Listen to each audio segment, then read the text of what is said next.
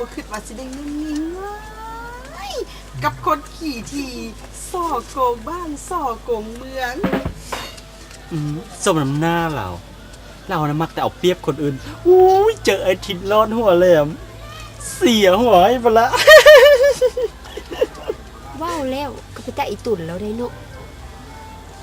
นี่สิไปอีตนเหล่ายังอันซ้ำนี่น่ะคนนักแข่งเหล่าบนลวงดอกมึงน่ะมักคิดแต่แบบนางเอกหลายว้าวบ่ได้เว้าไปดอกเว้าอยู่นี่แหละอัดไหลวะอันเว้าอีตุ่นนะแม่นอีตุ่นความงูของเราว่าโง่จังไหนเกาะเอ้าบ่งูสิถึกเจ้าตัวเอาเงินมาได้บักหลายไปนี่ซัมโบนี่นะถ้าว่าเจ้ามีคาถาเศษเป่าเอาเงินอยู่ไซมาแท้น่ะป่านนี้น่ะเจ้าสิบ่มีคำเต็มตัว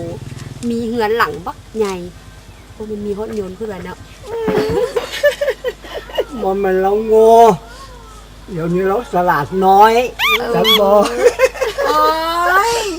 อายผู้สลาดหลายมื้อแรงอายอยากกินหยัง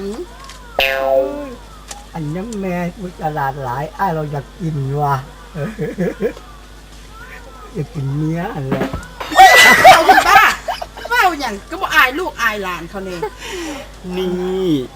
พวกขน้อยหลานทั้งสองผู้สลาดหลายนี่นะสิได้ขอตัวกลับก่อนละเส้น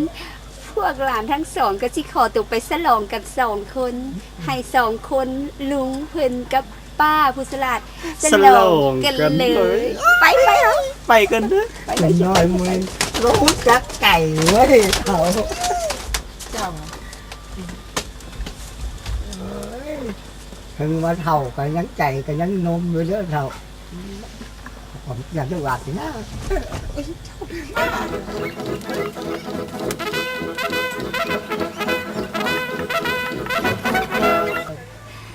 จ้าเอกูกลับมาอย่างอีกลืมเก็บกูหันจังหมักขัดจังหวะอยู่เลย